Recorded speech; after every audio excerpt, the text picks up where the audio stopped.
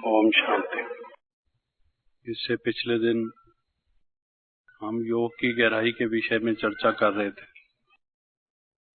चूंकि समय हो गया था इसलिए वो क्लास अधूरी रह गई थी, परंतु योग का विषय हमारे इस ईश्वरीय विश्वविद्यालय के जो अध्ययन का पाठ्यक्रम या कोर्स है उसमें बहुत अधिक महत्व रखता है।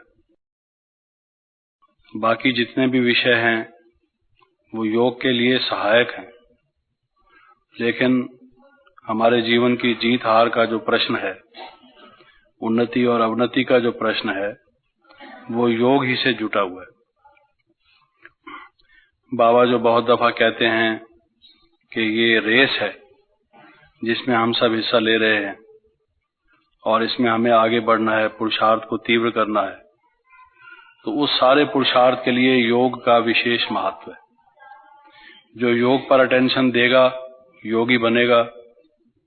केवल योग अभ्यास ही नहीं, योग अभ्यास या मेडिटेशन तो उसका एक पार्ट है, लेकिन जीवन भी हमारा योगी जीवन हो, योगी पद्धति हमारे जीवन की पद्धति हो। योगी का दृष्टिकोण, योगी का व्यवहार, योगी का आहार, योगी का सोना उठना बैठना, योगी की जो सारी दिनचर्या वो बाकी संसार के अन्य जो लोग हैं उनसे भिन्न होती है। तो हमारा जीवन भी योगी जीवन हो और अभ्यास भी हम योग का करते रहें, इसी पर ही हमारे सारे पुरुषार्थ का आधार है। और ये भी हमने समझ लिया कि वो जो हमारा सारा पुरुषार्थ है वो आने वाले 21 जन्मों के लिए या 2500 वर्षों के लिए है। तो उससे आप अंदाजा लगाइए कि योग का कितना महत्व हुआ। बहुत सी फिलॉसफीज में एक प्रश्न आता है, क्वेश्चन उठाया जाता है कि वो कौन सी विद्या है जिस विद्या को पढ़ने से, जिस विद्या के अभ्यास से या जिस विद्या के धारण करने से सर्व प्राप्तियां हो जाएं और किसी भी पुरुषार्थ की आवश्यकता ना हो। तो उसका उत्तर यही है कि वो स्वयं को जानने की विद्या है। लेकिन वो स्वयं को जानने की विद्या केवल बौद्धिक रूप से, शाब्दिक रूप से नहीं। ऐसा नहीं कि केवल हमने उसके लिए 1 वीक कोर्स में समझ लिया कि मैं ज्योति बिंदु आत्मा हूं, बल्कि जानने का अर्थ है अनुभव करना। मैं आत्मा हूं और अगर आत्मा शरीर से भिन्न सत्ता हूं तो उसका मुझे अनुभव होना चाहिए। परमात्मा हैं और वो शांति के सागर हैं, आनंद के सागर हैं इत्यादि, तो उसका मुझे अनुभव होना चाहिए। अनुभव के बिना कैसे मालूम होगा कि वो आनंद क्या है, वो परमात्मा का प्यार क्या है। सभी लोग कह देते हैं परमात्मा प्यार का सागर है, उसकी एक बूंद के प्यासे हम, लेकिन उसका प्यार अगर हमने पाया नहीं, अनुभव किया नहीं, तो वो जाना ना जाना एक बराबर है लगभग। तो वो ऐसी विद्या है योग जिससे सारे पुरुषार्थ संपूर्ण हो जाते हैं। उदाहरण के तौर से आप देखिए, कोई व्यक्ति बीमार पड़ता है तो बीमारी से छूटने का उपाय क्या है? डॉक्टर के पास जाना, उससे औषधि लेना। तो डॉक्टरी विद्या जरूरी क्यों है? रोग के निदान के लिए। तो ये एक पुरुषार्थ हो गया स्वास्थ्य को ठीक रखने के लिए। इसी प्रकार से मनुष्य को आजीविका चाहिए, उसको अपने जीवन निर्वाह का कोई साधन चाहिए, कोई आर्थिक पहलू भी उसका ठीक हो, इकोनॉमिक एस्पेक्ट। धन भी एक जरूरी चीज है। उस धन को कमाने के लिए मनुष्य कोई व्यापार या कोई उद्योग या कोई व्यवसाय करता है, ये दूसरा पुरुषार्थ है। तन के लिए मैंने एक बात बताई आपको। इसी प्रकार तन के लिए भोजन बनाना, तन के लिए स्नान करना, तन के लिए कितनी चीजें चाहिए। इसी प्रकार से जो धन है उसको इकट्ठा करना, कमाना, फिर उस धन से मकान बनाना, रहना इत्यादि, कितनी सारी चीजें चाहिए। लेकिन एक एक बात के लिए एक एक पुरुषार्थ अलग अलग करना पड़ता है, और वो भी थोड़े से समय के लिए हमें उपलब्धि या प्राप्ति होती है। योग एक ऐसा पुरुषार्थ है जिससे कि हम इन सब बातों से 21 जन्म के लिए छूट जाते हैं। सतोगुणी प्रकृति मिलती है, वहां रोग का नाम निशान नहीं। वहां पर कोई प्राकृतिक प्रकोप नहीं, वहां पर कोई लड़ाई झगड़ा और इस प्रकार से जेलें और पुलिस और मार-धाड़, कोई पड़ोसियों से अनबन या इस किस्म की कोई बात नहीं। तो जिसको हम स्वर्ग कहते हैं या संसार, सुखमय संसार कहते हैं, वो बिना योग के आ ही नहीं सकता। योग के बिना हमारे सब प्राप्तियां हो ही नहीं सकती। तो इसलिए इतना महत्व है योग का, अगर आप उसकी गहराई में जाएं। और इस अंतिम जन्म के जो थोड़ा सा अंतिम समय रहा हुआ है, इतना ही समय मिला है हमें उसमें पुरुषार्थ करने के लिए, जबकि 63 जन्मों के विकर्म हमारे रहे हुए हैं जिन्हें हमें दग्ध करना है। और हमारी जो वास्तविक स्थिति से उससे कितना नीचे हम उतर चुके हैं, यहां तक कि बार बार भूल जाते हैं। रोज मुरली में बाबा कहता है आत्माभिमानी बनो, सोल कॉन्शियस बनो, फिर दोबारा फिर हमें रिमाइंड कराने की जरूरत रहती है। थोड़ी देर बैठते हैं, रिकॉर्ड बजता है, ट्रैफिक कंट्रोल होता है, अभ्यास में बैठते हैं, अनुभव करते हैं, जैसे ही वो खत्म हुआ फिर अपने वो बॉडी कॉन्शियसनेस में आ जाते हैं। ऐसी हमारी हालत है। और संस्कार हमारे, हम समझते हैं कि भाई क्रोध या घृणा या द्वेष हमारा पीछा छोड़ गए, लेकिन कोई परिस्थिति ऐसी आ जाती है फिर आ जाते हैं, मालूम ही नहीं पड़ता ये कहाँ थे। हमने तो सोचा कि ये दुम दबा के भाग गए, लेकिन फिर आ जाते हैं। वो तो केवल छिपे हुए मात्र थे और मौके के इंतजार में थे। जैसे ही उनको मौका मिला फिर वो सामने आ गए। तो ये सारी चीजें इस थोड़े से समय में करना, उसके लिए योग ही मात्र एक साधन है। इसलिए योगी बनो, योगी बनो, योगी बनो, ये बाबा की हर मुरली में आता है। इस पर अगर हम ध्यान नहीं देते तो समझो कि हम अपने को एक धोखे में रखते हैं, अंधेरे में रखते हैं, गलती में रखते हैं। आप कितनी बातें सुन लें, समझ लें, लेकिन करें नहीं ये योग का अभ्यास, तो पहुंचेंगे कहां? मंजिल पर तो पहुंचेंगे नहीं। कहने को भले कहें कि अब हमें घर वापस जाना है, तो वो तो फिर मच्छरों के सदृश जब विनाश होगा जाएंगे तो उसमें एक मच्छर हम भी होंगे, वो बात अलग है। लेकिन अपने पुरुषार्थ से उस स्थिति को हम प्राप्त करें, ऐसा तो तभी होगा जब हम योग का अभ्यास करें। तो उसी योग की चर्चा मैं कर रहा था। उसके लिए मैं बता रहा था कि जो आत्मा की शक्तियां हैं, इच्छा शक्ति है, विल पावर है, वो कितनी स्ट्रांग हो। जैसे कोई आदमी पानी के बिना तड़प रहा हो, मछली के लिए जैसे कहते हैं कि वो जो मीन है वो जलबिन कैसे तड़पती है, तो उस शिव बाबा के मिलने की हमें इतनी इच्छा हो कि हम उसके बिना रह ना सकें।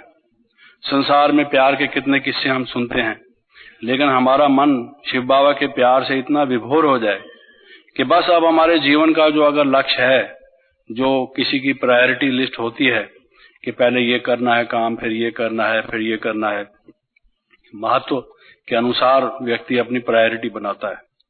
तो हमारे जीवन में एक ही धुन सवार हो, एक ही लगन हमें लगी हुई हो, एक आग हमारे अंदर लगी हुई हो जो बुझाए भी ना बुझे, एक कसक, एक तड़प हमारे जीवन में हो कि शिव बाबा का मैं हूं, मैं योगी बनूंगा।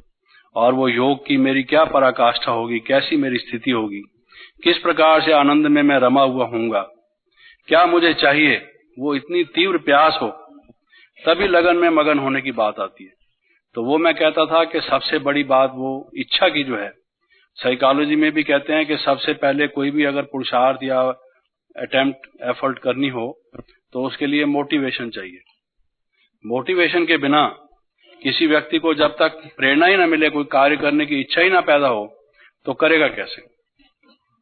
इसलिए आपको मालूम है ये सारी जो महाभारत है उसके मूल में दुर्योधन से सारी बात जो की गई, दुर्योधन कहता है जानामि धर्मम न च मे निवृत्ति, जानामि अधर्मम न च मे निवृत्ति, जानामि धर्मम न च मे प्रवृत्ति। कहता है धर्म क्या है वो मैं जानता हूं, मुझे भी मालूम है धर्म किसको कहते हैं, लेकिन मेरी प्रवृत्ति ही नहीं, इच्छा ही नहीं होती धर्म को करने की। धर्म क्या है, अधर्म क्या है, राइट क्या है, रॉन्ग क्या है, कर्म क्या है, विकर्म क्या है, इतनी समझ मुझे भी है, लेकिन मैं बुरा अधर्म को छोड़ूं उसके लिए भी मेरी इच्छा नहीं होती, और धर्म को करूं उसके लिए भी मेरी इच्छा नहीं होती। करूं तो करूं क्या? ऐसी हालत जब बीमार की हो जाए तो क्या नतीजा निकलेगा उसका? तो सबसे पहले जो हमारी जैसे मैग्नेट खींचता है लोहे को, लोहा खींचा हुआ जाता है मैग्नेट की तरफ, तो योग हमारा फटाफट लगेगा, इतना कशिश होगी। शिव बाबा तो हमें खींच रहा है, लेकिन हम में जंग लग चुका है, हम खिंचाव उसमें, उसके प्रभाव शक्ति के क्षेत्र में हम उसके प्रभावित हो नहीं रहे। उसका कारण यह है कि जो माइंड का ओपनिंग है, जिससे मन खुले, मन के भी द्वार हैं, मन की भी खिड़कियां हैं, मन के भी ओपनिंग वेज हैं, तो एक्सपोजर है। जैसे मान लो किसी व्यक्ति ने अपने कमरे में बंद कर रखा हो अपने को, बाहर सूरज की बड़ी अच्छी सी धूप हो, लेकिन वो उससे वंचित है, उसने रोशनदान, खिड़कियां, दरवाजे सब बंद कर रखे हैं, पर्दे तक लटका रखे हैं कि कोई सूरज की किरण तक भी वहां आ नहीं रही, कुछ मालूम भी नहीं हो रहा कि दिन का टाइम है कि रात का टाइम है, तो उसका क्या हिसाब होगा। तो ये माइंड की जो ओपनिंग है, जो एक्सपोजर है शिव बाबा के प्रति, पहली वो है इच्छा। आप जब सोते हैं तो पहले इच्छा करते हैं आप काम बंद करो, अब हमने सोना है।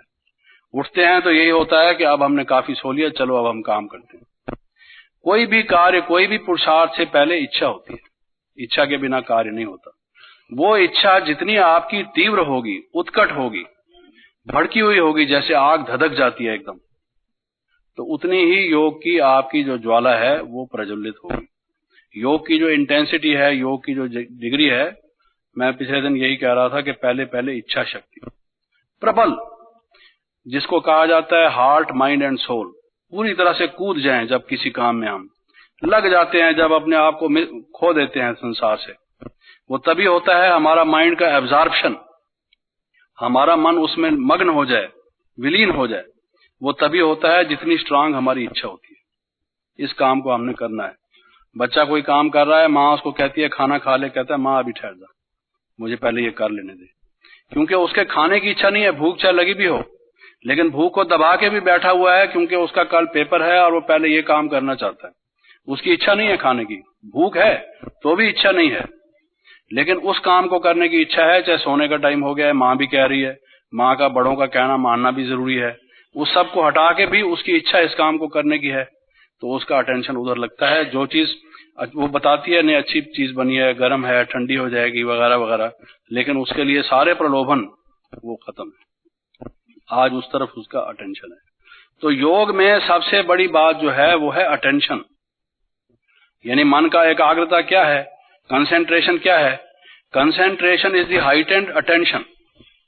जो अटेंशन की पराकाष्ठा है उसका नाम कंसेंट्रेशन है। एकाग्रता की जो परम सीमा है उसको हम कंसेंट्रेशन कहते हैं। एक ही सेंटर पर मन को जमा देना। लेकिन उस अटेंशन, कंसेंट्रेशन से पहले क्या है, अटेंशन। अगर हमारा दुनिया से अटेंशन हटेगा नहीं तो शिव बाबा की तरफ लगेगा कैसे। तो योग में हम क्या करते हैं कि शिव बाबा पर अटेंशन लगाते हैं। हम सब तरफ से अटेंशन हटा के उस शिव बाबा पर लगाते हैं। इच्छा ही ना हो तो अटेंशन कैसे होगा। अटेंशन उस तरफ जाता है जिस तरफ इच्छा हो। अब स्कूल में टीचर कह रहा है स्टूडेंट को, बच्चे ब्लैक बोर्ड पर ध्यान दो, मैं ये समझा रहा हूं थ्योरम, इस पर तुम विचार करो। उसकी इच्छा ये है कि घंटी बजे और फुटबॉल लें और हम ग्राउंड में जाके खेलें। मास्टर जी तो बोरिंग बातें रोज यही करते हैं। उसकी इच्छा नहीं सुनने की। आंखें उसने ब्लैक बोर्ड पर लगा रखी हैं ताकि मास्टर जी ये ना कहें कि ये कहीं और देख रहा है, उसको ये ना कहें stand up on the bench और गेट आउट। तो बाहर से तो देख रहा है लेकिन उसके मन का अटेंशन नहीं है। आंखें खुली हैं, ब्लैक बोर्ड की तरफ हैं, लेकिन मन की जो आंख है वो ब्लैक बोर्ड पर नहीं है, वो तो फुटबॉल और प्लेग्राउंड पर और कौन कौन सी हमारी टीम के स्टूडेंट्स हैं वो उस पर है। अटेंशन उसकी उधर है। तो वो अटेंशन क्यों है, क्योंकि इच्छा उसकी खेलने की है, इच्छा इस वक्त पढ़ने की है नहीं। तो इच्छा के पीछे पीछे मनुष्य चलता है। आप यहाँ क्यों आए हैं, क्योंकि आपकी इच्छा थी कि आप भट्टी करें, उससे आपकी उन्नति होगी। तो व्यक्ति जो चलता है वो इच्छा के पीछे चलता है। तो इच्छा की जो हाइटेंड अवस्था है, जो पराकाष्ठा की अवस्था है, जो अटेंशन के रूप में, कंसेंट्रेशन का रूप ले लेती है, उसी का लगन में मगन, जिसको मैं कह रहा था, मगन अवस्था का नाम योग है। और वो मगन तभी होगा जब पहले पहले इच्छा हमारी बिल्कुल तीव्रतर होगी। ओहो, उसके बिना रह नहीं सकते, कुछ सूझता ही नहीं, जैसे आदमी खो जाता है। वो पहली पहली चीज हमारी चाहिए। दूसरा मैंने कहा था संकल्प शक्ति। संकल्प बड़ा तीव्र चाहिए। जो कहते हैं भाई किसी इरादे का पक्का जिसको कहा जाए, हमारा जो इरादा है, हमारा जो ख्याल है, हमारा जो संकल्प है वो अटल हो।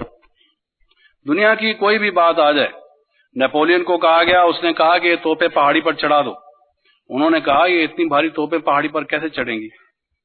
कहता है impossible is a word in the dictionary of fools. ये ले जाओ तोपें ऊपर।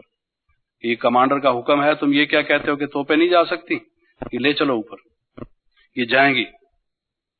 इसलिए उसने क्या कहा कि impossible is a word in the dictionary of fools. मेरी डिक्शनरी में इम्पॉसिबल का शब्द नहीं। तो क्या था उसके जीवन में? बड़ी बड़ी लड़ाइयां बड़े बड़े कमांडर्स ने कैसे जीती? कि उनके मन में जो संकल्प था वो एक दृढ़ संकल्प था।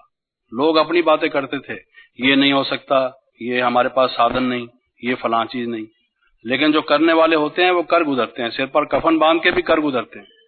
तो उसने कहा कि चढ़ाओ इसको। कैसे नहीं चढ़ती? चढ़ानी पड़ी, चढ़ी वो। तो जहां पर संकल्प होता है वहां व्यक्ति पहुंच सकता है। और आपको बताया गया है कि जो योग है वो योग क्या है? जैसे बाबा ने कहा कि योग लगन में मगन होने का नाम है, वैसे योग की दूसरी व्याख्या बाबा ने क्या की? योग यात्रा है। योग एक यात्रा है।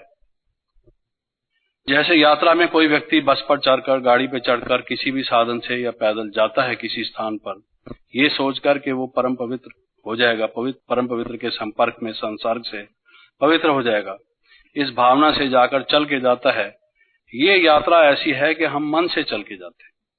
शरीर हमारा यहाँ होता है, मन हमारा परम धाम में पहुंच जाता है, जो परम तीर्थ है, जहां पर शिव बाबा साक्षात स्वयं विराजमान है। वो तो कोई हो गया पुराना, भाई चलो वो कहते हैं जी रामेश्वरम में जाओ, यहाँ पर राम जी ने शिव पर लोटा चढ़ाया था कि नहीं चढ़ाया था वो तो अलग बात रही, लेकिन चढ़ाया भी हो तो चढ़ाया था वंस अपॉन ए टाइम। लेकिन वहां पर जहां पर शिव बाबा स्वयं साक्षात विराजमान है, जहां अपवित्रता का नाम निशान नहीं, जहां शांति ही शांति है, जहां अपवित्र आत्मा का प्रवेश ही नहीं, उस परम धाम से और कोई अधिक ऊंचा तीर्थ हो सकता है? तो मनुष्य को यात्रा करनी चाहिए तो वहां की करनी चाहिए। तो बाबा क्या कहते हैं कि योग एक यात्रा है। वो तन से जाते हैं, मन फिर भी उनका खाने पीने में लगा रहता है, बल्ले और पकौड़ी और ये सब चीज में। तो नाम यात्रा का होता है। आजकल यात्रा भी जैसे जैसे हर एक चीज की यात्रा भी मॉडर्न टाइप की हो जाती है। वीडियो खोज में जाते हैं फिल्में देखते हुए और वहां जाके खाने पीने में लगे रहते हैं। थोड़ा सा ये है कि change off season, change of place हो गया, कोई और पर्पस तो होता नहीं। लेकिन ये यात्रा है। इस यात्रा में इतनी दूर परम धाम आप पहुंचेंगे कैसे?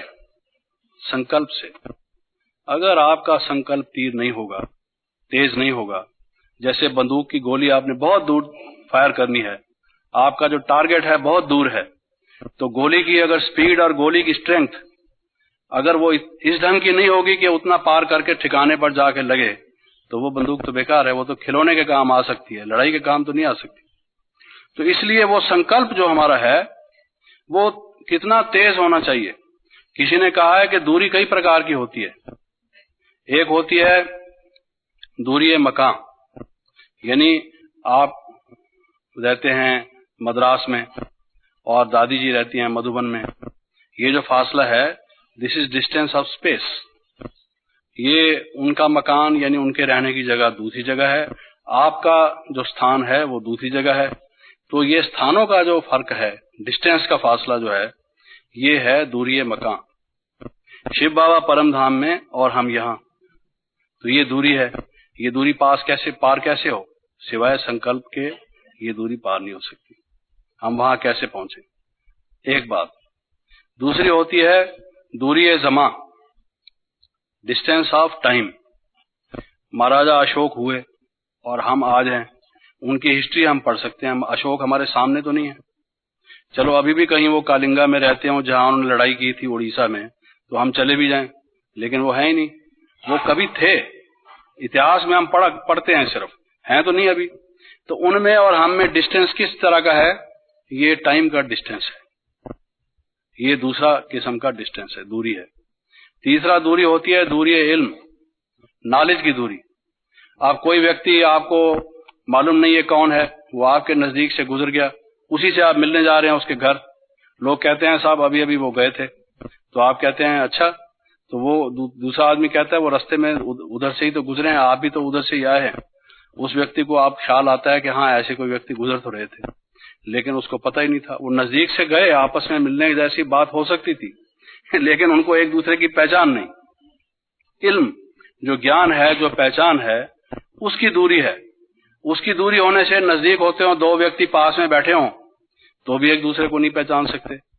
वो कहते हैं कि महात्मा गांधी जब इंडिपेंडेंस स्ट्रगल हो रही थी तो एक दफा गाड़ी में जा रहे थे, तो जो जिस तरह से वो घुटनों तक धोती बांधते थे और वो आधा कभी कुर्ता पहना ना पहना इस तरह से चलते थे, तो जिस ढंग का उनका डील डोल था, तो थर्ड क्लास में वो ट्रेवल कर रहे थे, साथ में दो किसान बैठे थे, तो वो भी वहां बैठे थे रात को, उनके साथ और भी थे एक दो। तो रात को थोड़ी देर के बाद नींद आने लगी उनको, नींद आने लगी तो उन्होंने एक टेक लगाकर उसके साथ ऐसे बैठे थे, तो नींद में ऐसे हो गया अचानक से। तो वो जो किसान बैठा था उसको उनकी टांग लगी, उसने टांग पकड़ के धकेल दी पीछे। अरे बुड्ढे ठीक तरह से बैठ, क्या करता है, हमें टांग मारता है, बैठना नहीं आता तुझे। तो महात्मा जी जो हैं वो मुस्कुरा के उन्होंने पीछे कर दिया, हाथ जोड़ दिया, चुप कर गए। लेकिन वो थोड़ी देर के बाद फिर सोए, फिर उनकी टांग वैसे हो गई। तो फिर उसने कहा पीछे हटता है कि नहीं हटता, बार बार टांग मारता है, फिर धकेल दी अच्छी तरह से। तो फिर धकेल दी, उन्होंने कहा भाई अब तो फिर वो टांग नीचे ही करके बैठ गए कि ये ठीक नहीं है, ये शिष्टता भी नहीं है और दूसरे को तकलीफ देना, उन्होंने टांग नीचे ही कर ली। तो उसको मालूम नहीं था ये महात्मा गांधी है, उसने समझा ये भी किसान है हमारी तरह, दो किसान हम हैं, तीसरा किसान ये है। तो जब वो उतरने का टाइम आया, गाड़ी जब स्टेशन पर पहुंची तो लोग भीड़ आई हुई, मजमा आया हुआ, महात्मा गांधी जिंदाबाद, देश के नेता जिंदाबाद, आजादी लेके रहेंगे, लोग बड़े नारे लगा रहे हैं। और वो उस देखा लोगों ने खिड़की से कि इसमें बैठे हैं वो, उस कंपार्टमेंट के आगे आ रहे हैं सब, कोई फूल माला लिए हुए, कोई गुलदस्ता लिए हुए, बड़े आ रहे जोश खरोश से। और वो दोनों किसान उठ के आप दरवाजे में खड़े हुए हैं, महात्मा गांधी पीछे खड़े हुए हैं। वो बड़े एग्रेसिव टाइप के व्यक्ति थे, उनको पीछे छोड़ दिया, खुद दरवाजे में खड़े हो गए। वो मुस्कुरा रहे थे। तो उनको कहते हैं अरे हटो, हमें उतरने दो, कोई महात्मा गांधी नहीं, तुम्हें दिखाई दे रहा है यहाँ पर महात्मा गांधी? यहाँ महात्मा गांधी कहाँ से आया, यहाँ सब किसान बैठे हैं, तुम जाओ यहाँ से, यहाँ कोई महात्मा गांधी नहीं। महात्मा गांधी हंस रहे थे। तो जब वो उतरे, लोगों ने उनको फूल मालाएं पहनाई, क्योंकि उनको मालूम था ये कौन है। तो उनको अफसोस हुआ कि रात भर ये व्यक्ति हमारे पास बैठा रहा, हमने कुछ इससे सुना नहीं, कुछ इसकी सेवा की नहीं, हाल चाल भी पूछा नहीं, बल्कि उसने टांग ऐसे की तो वो उसकी हमने वो भी लताड़ दी, पीछे धकेल दी। ये भी नहीं देखा कि ये कमजोर सा व्यक्ति है, कहीं हड्डी पसली ना टूट जाए इसकी, तो वो भी धकेल दिया पीछे से। तो वो क्या चीज थी, बिल्कुल पास में बैठे थे, दूरी है इल्म, इग्नोरेंट थे, एक दूसरे का परिचय नहीं था। परमात्मा का भी हमें परिचय नहीं था, शिव बाबा का परिचय नहीं था। अब वो दूरी है इल्म समाप्त हुई, दूरी है जमा भी समाप्त हुई, जो टाइम का डिस्टेंस है वो भी अब नहीं। शिव बाबा भी साक्षात हैं, आत्मा भी है, आत्मा भी अनादि और अविनाशी है, शिव बाबा भी अनादि और अविनाशी है। ये कोई डिस्टेंस नहीं है हमारे बीच में, ये तो दोनों को प्राप्त है। तीसरा क्या होता है, दूरी है इरादा। दो व्यक्ति एक ही टाइम में रहते हैं, समकालीन हैं, कंटेम्पोरेनियस हैं, लेकिन उनके विचार आपस में नहीं मिलते। तो मैं ये कह रहा था कि उस संकल्प शक्ति से हमने ये जो कई प्रकार की दूरियां हैं, इनको पार करके योग की यात्रा करनी है। योग की यात्रा का मतलब है कि इस स्थान से दूसरे स्थान पर जाना, किसी के निकट जाना। लेकिन मैंने आपको बताया कि अगर हम अस्तित्व के लिहाज से निकट हों भी सही, लेकिन अगर हमें एक दूसरे की पहचान ना हो तो पास होते हुए भी गोया दूर होते हैं। तो वो एक प्रकार की दूरी है। जो टाइम की डिस्टेंस है वो दूसरे प्रकार की दूरी है। जो स्पेस का डिस्टेंस है, फासले का, वो एक अलग प्रकार का डिस्टेंस है। और जो इरादा है, दो भाई, दो दोस्त आपस में काफी एक दूसरे को जानते भी हैं, इकट्ठे रहते भी हैं, सब कुछ है, लेकिन वो कहता है मुझे ये करना है, वो कहता है मुझे ये नहीं करना, मुझे फलां चीज करनी है। तो कहता है चलो भाई ठीक है, तुम अपनी राह लो, तुम्हारे मेरे विचार नहीं मिलते। तो दूरी ख्याल या दूरी इरादा, अगर विचार ना मिलते हो दो व्यक्ति में, तो चाहे उनकी कितनी घनिष्ठता रही हो, निकट का संबंध हो, एक दूसरे को पहचानते हो, एक ही टाइम में रहते हो, समकालीन हो, लेकिन उनमें आपस में फासला हो जाता है, मन का फासला हो जाता है। मन का फासला कैसे हो जाता है? विचार से, इरादे से, आपस में ख्याल नहीं मिलते, उससे फासला हो जाता है। तो वो उसके लिए हम क्या करते हैं, उसके लिए भी संकल्प करते हैं। जो शिव बाबा के गुण हैं, जो उनकी थॉट्स हम अपने मन में लाते हैं। जैसे मान लीजिए मैं शांत स्वरूप हूँ, मैं परम धाम का वासी हूँ, मैं आनंद स्वरूप हूँ, मेरा आदि स्वरूप पवित्र है, तो हम उन संकल्पों से हमारा भी वही स्वधर्म, वही ख्याल, वही विचार, वही स्थिति हमारी हो जो शिव बाबा की है, तभी हमारा योग लग सकता है। अगर मैं ये भक्ति मार्ग में हम क्या करते रहे, मैं तो नीच हूं, मैं तो दास हूं, मैं तो पापी हूं, योग लगा ही नहीं। अगर ऐसे हैं तो मेल ही नहीं तुम्हारा, दोनों का मेल कैसे मिलेगा? ये तो दूरीय ख्याल हो गया, दूरीय विचार हो गया, दूरीय इरादा हो गया, दूरीय स्थिति हो गई, आप में और उसमें कोई मेल ही नहीं। तो वो तालमेल स्थापन करने के लिए हम वही ख्याल करते हैं। अब जैसे हम समझते हैं मैं आत्मा हूं, मैं अनादि हूं, मैं अविनाशी हूं, मैं शाश्वत हूं, मैं अमर हूं, मैं नित्य हूं। शिव बाबा भी नित्य है, अमर है। तो अब हमारा आपस में वो फासला खत्म होगा। अगर मैं समझूं मैं शरीर हूं, शरीर तो नाशवान है, भक्ति मार्ग में हम अपने आप को शरीर समझते हैं, मैं नाशवान हूं, और शिव बाबा तो अनश्वर हैं, वो तो अमर हैं, अमरनाथ हैं, तो मेरा उनसे योग कैसे लगता? ये योग के सिद्धांत ही हम नहीं जानते थे। तो जो योग में आपस में मेल तभी मिलेगा जब इस टाइप की हमारी थिंकिंग क्लोज होगी, संकल्प हमारे उस लेवल के होंगे, और हम अपने को शरीर मान के बैठे हुए हैं जबकि वो आत्मा है। तो हम तो नाशवान हो गए और वो अमर हो गया, तो दूरिये जमा हो गया, वो जो टाइम का डिस्टेंस है वो हो गया। क्योंकि अगर मैं शरीर हूं, मेरा शरीर 40 साल, 20 साल, 50 साल, 60 साल का होगा, जबकि वो अनादि है, उसके तो टाइम की बात ही नहीं। तो कैसे मेल मिलेगा? तो हम गलत काम करते हैं। ऐसे ही मैं समझता आया हम तो इस देश के हैं और परमात्मा भी हर सब जगह पर है, तो ये हम समझ के चले आए, लेकिन हमें ये मालूम ही नहीं था कि मैं परम धाम का वासी हूँ, शिव बाबा भी वहां का वासी है। तो वो जो स्पेस का डिस्टेंस था, वो स्पेस का डिस्टेंस भी पूरा नहीं हुआ। कोई व्यक्ति समझे मैं अमेरिकन हूँ, दूसरा समझता है मैं रशियन हूँ, तो भी थोड़ा सा उनमें फर्क रह जाता है आपस में। और जब हम ये समझते हैं कि हम तो दोनों एक देश के वासी हैं, परमात्मा भी हम भी, वो हमारा घर है, हम वहां से आए हैं, तो वो डिस्टेंस भी समाप्त। पहुंचेंगे कैसे हम? सारे डिस्टेंस समाप्त करने हमने इस संकल्प शक्ति से। टाइम का डिस्टेंस, स्पेस का डिस्टेंस, और जो हमारा गोल है, लक्ष्य है, और जो हमारे विचार हैं, जो हमारे स्वरूप है, उसका डिस्टेंस, ये भी हमने थॉट से समाप्त करना है। आप देखेंगे कि लोगों में रिलीजन का डिस्टेंस होता है। मिसाल के तौर पर दूरिये ईमान जिसको कहा जाए, कोई कहता है मैं मुसलमान हूँ, कोई कहता है मैं हिंदू हूँ, कहता है ठीक है तो मंदिर जाओ, मैं मस्जिद में जाता हूँ। अलग हो गए दोनों, क्योंकि ईमान अलग है। लेकिन हमारा स्वधर्म एक है। मेरा स्वधर्म भी शांति और पवित्रता है, परमात्मा तो शांति और पवित्रता के सागर ही है। तो हमारा दूरिये ईमान नहीं है। अगर किसी का ईमान कुछ हो, दूसरे का ईमान कुछ हो, तो भी दो अलग हो जाते हैं। तो ये हमारे जो सब प्रकार के डिस्टेंसेस हैं, ये इसको एनाइलेट करने के लिए, समाप्त करने के लिए, ये संकल्प ही एकमात्र शक्ति है, जिसको एक धक से सारे के सारे ये समाप्त हो जाएं और हम जाके बैठ जाएं परम धाम में शिव बाबा के पास। There is nothing faster than thought. Thought से कोई और तेज चीज होती नहीं, लाइट का भी थॉट से कोई मुकाबला नहीं। तो अगर हम उस अव्यक्त स्थिति में, परम धाम की स्थिति में, कर्मातीत स्थिति में, बीज रूप स्थिति में, लाइट और माइट की स्थिति में एकाग्र होके बैठना चाहते हैं, thought is the only way. वो कहते हैं as you think so shall you become. इतना महत्व है थॉट का। थॉट कोई कम बात नहीं है। जैसा आप सोचेंगे, जैसा आपका विचार होगा, वैसे आप बन जाएंगे। ये संकल्प की वो बात है। तो अगर जैसा मैं सोचूंगा वैसा ही बन जाऊंगा, तो अगर मेरा सोचना पावरफुल होगा तो बनूंगा भी पावरफुल। तो अगर आप लाइट और माइट बनना चाहते हैं, तो वो माइट की जो स्टेज है, वो आपके, इसका मतलब यह है कि थॉट पर डिपेंड करती है। जितना आपका संकल्प तीव्र होगा, मोस्ट पावरफुल होगा, एकदम सिंगल पॉइंटेड, वन पॉइंटेड। एक चीज होती है कि इधर भी बिखर गई, इधर भी बिखर गई, इधर भी बिखर गई कोई चीज, तो वो पावरफुल नहीं होती। एक होती है कंसेंट्रेटेड, एक ही डायरेक्शन में सीधी लक्ष्य पर जाके लक्ष्य भेद करे, वो पावरफुल चीज है।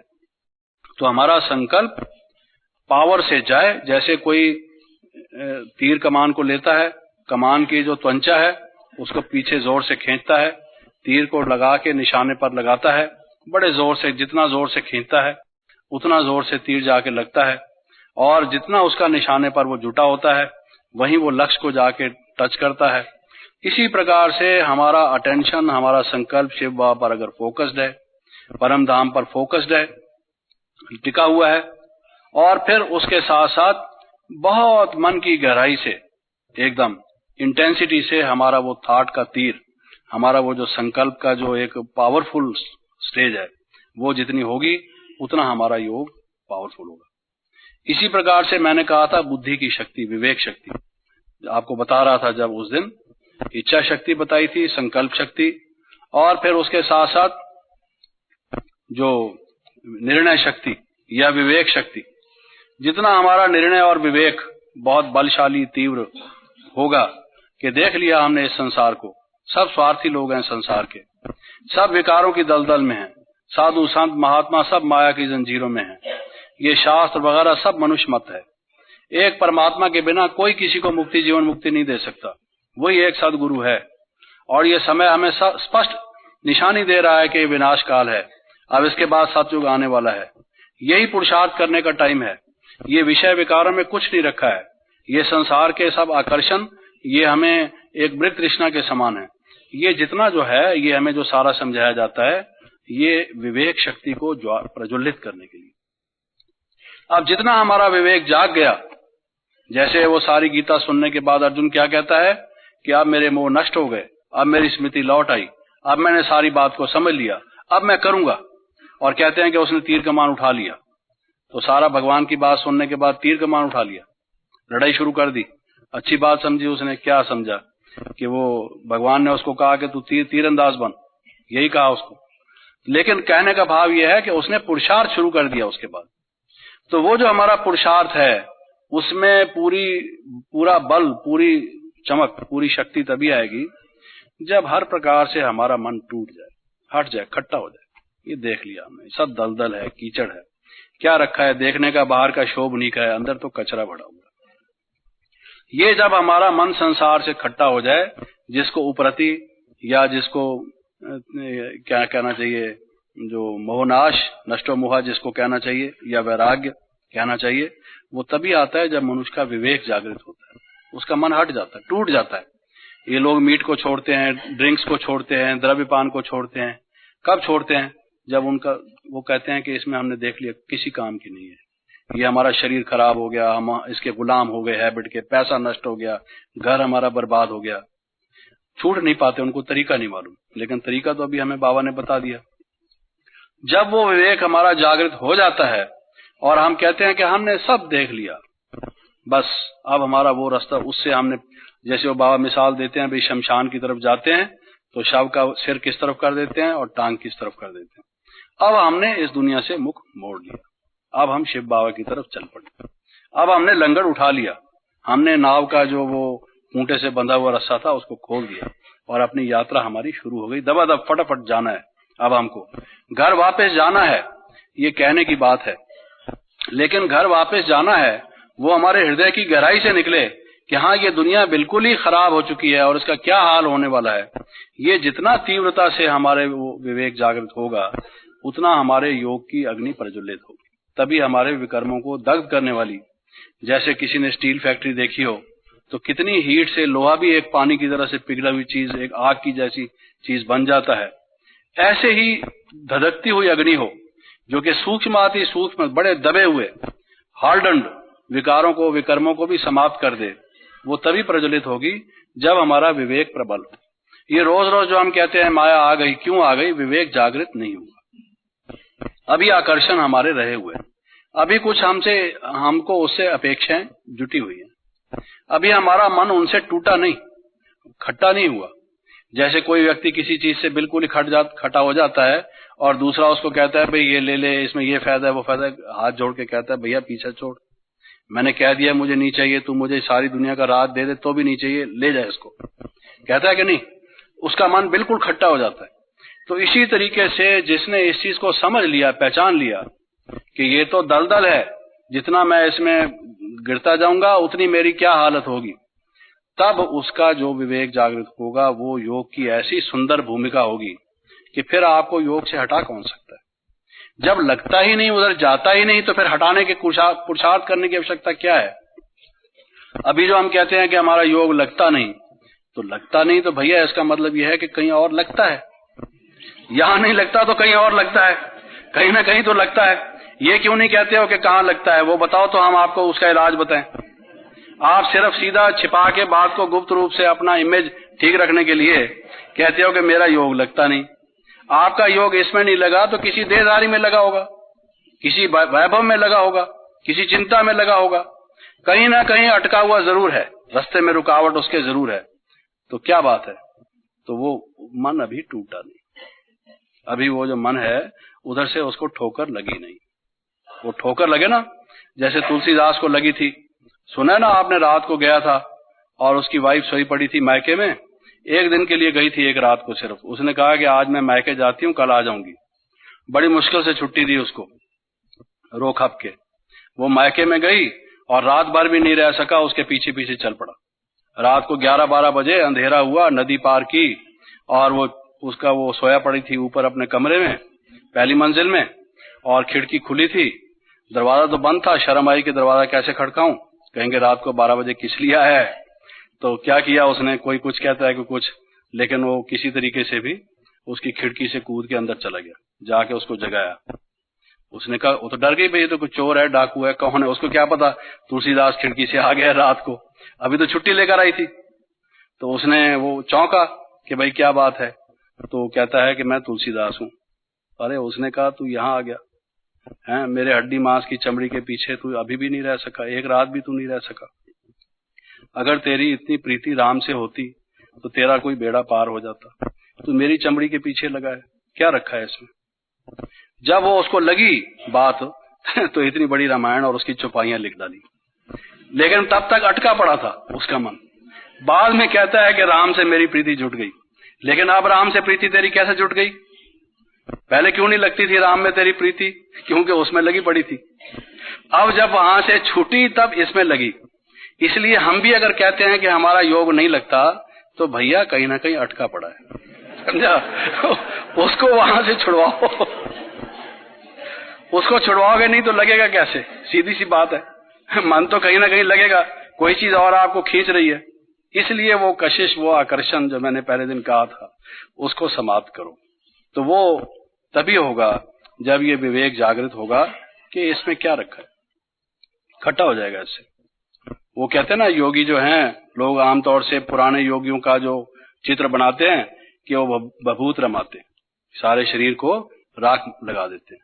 ठीक है, उसके कई फायदे लोग बताते हैं कि भाई राख जो है बैड कंडक्टर है, ठंडी में ठंडी ज्यादा नहीं लगती, गर्मी में गर्मी ज्यादा नहीं लगती, वो लगा लिया। लेकिन असल में जो सन्यासी लोग पहले राख लगाते थे, वो ये बात, जैसे हम रेड लाइट करते हैं परम धाम की जो ब्रह्म तत्व है उसकी याद दिलाने के लिए, या गीत बजाते हैं शिव बाबा की याद के लिए, वो भी राख रमा लेते थे, या भगवा कपड़ा पहन लेते थे।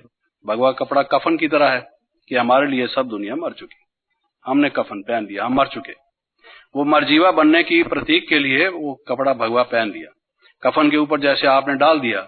ये भी एक मुर्दा ही चल रहा है, सन्यासी जो है समझो एक मुर्दा ही चल रहा है, अपने मन से उसको यही समझना है। आजकल तो समझते नहीं, शुरू उन्होंने इस ख्याल से किया। और राख योगी लोग इसलिए रमा लेते थे कि हमारे लिए दुनिया क्या है, ये राख की मुट्ठी है, मरी जली पड़ी है हमारे लिए, ये धूल है, राख है। बड़े बड़े महल, बड़े सोने चांदी के वो चीजें और ये सब पदार्थ हमारे लिए ये राख के सिवा कुछ नहीं, वो राख लगा लेते थे। लेकिन हम अगर मन से नहीं समझा, बाहर से राख लगा ली, कल फिर लगानी पड़ेगी, परसों फिर लगानी लगी। इसलिए आपने देखा है वो धूनी रमाए रहते हैं, लकड़ी कोयला जगाते रहते हैं ताकि राख और नहीं पैदा हो, और उस राख को फिर लगाते रहते हैं, यही काम करते रहो। लेकिन वो मन से जब तक राख बिटी नहीं, वो क्या कबीर ने जैसे कहा है, माया महा ठगिनी मैं जानी, संतो माया महा ठगिनी मैं जानी, राजा के घर रानी होई बैठी, पंडा के घर पानी, संतो माया महा ठगिनी मैं जानी। राजा के घर रानी होकर उसको प्रलोभित कर रही है, उसको अपना आकर्षित कर रही है, और हरिद्वार में आप जाओ, पंडा कहता है इसमें स्नान करो। कई लोग डरते हैं, कुछ करते हैं, उनको पकड़ के स्नान कराता है, बच्चों को स्नान कराता है, उनको कहता है बोल गंगा मैया की जय। ठीक है भाई, गंगा मैया की जय। तो कुछ डाल, तेरी जो श्रद्धा हो उसमें डाल। वो डुबकी लगाता है, डालता है, और पंडा उस पैसे को पकड़ के बाहर निकाल लेता है। उसका मन गंगा जी में या भगवान में नहीं होता, उसका मन वो पैसा डाले और कहाँ पैसा पड़ा मैं उठा लूं, उसका मन इसमें लगता है। तो वो कहता है कि पंडा के घर पानी, पंडा जो है पानी में से ही लगा पड़ा है, किसी को कहीं से किसी को कहीं से माया पकड़े बैठी है। तो ये जो मनुष्य आकर्षित हो रहा है संसार के उसकी तरफ, उसी की वजह से मन उसका लग नहीं रहा। अब उसका मन लगेगा कैसे? जब पहले इन सब से छूटेगा। और इन सब से छूटेगा कैसे? जब उसके विवेक की अग्नि जैसे क्षीर नीर अलग, जैसे कहते हैं हंस कर लेता है, ऐसे ही उसको ये मालूम होगा कि ये सब नाश हुए पड़े हैं, इस भंभोर को आग लगी पड़ी है, ये संसार तो राख हुआ पड़ा है। तो राख लगाने की बात नहीं, ये समझे कि ये राख हुआ पड़ा है, बस ये जल रहा है विकारों की अग्नि में, काम अग्नि में, क्रोध अग्नि में, ये सब अग्नि में जल रहा है, और मुझे अब योग में स्थित होना है, वो आनंद लेना है। ये जब आएगा तब उसके बाद होगा। तो ये इच्छा शक्ति, संकल्प शक्ति, विवेक शक्ति, उसके बाद है त्याग की शक्ति। जितना हमारे त्याग की शक्ति होगी, हम अपने जीवन में सादगी रखेंगे और अपने ऊपर कम खर्च करेंगे और प्रलोभनों में नहीं जाएंगे। वरना अगर आदत पड़ गई तो जिनकी खराब कमाई है उनका पैसा भी आप अपने ऊपर लगाओगे, और आपको आगे चल के जैसे सिद्धि प्राप्त होगी, पैसे प्राप्त होंगे, तो आप वो भी अपने भोगों में लगा दोगे, योग से हट जाओगे। अगर योगी का इन बातों पर ध्यान रहता है तो उसकी योग की स्टेज आगे बढ़ना बंद हो जाएगी। तो त्याग, ये मेरा सब कुछ सेवा के लिए लगना है, दूसरे की तो बात छोड़ो, लेकिन अपना भी सब कुछ सेवा में लगना है।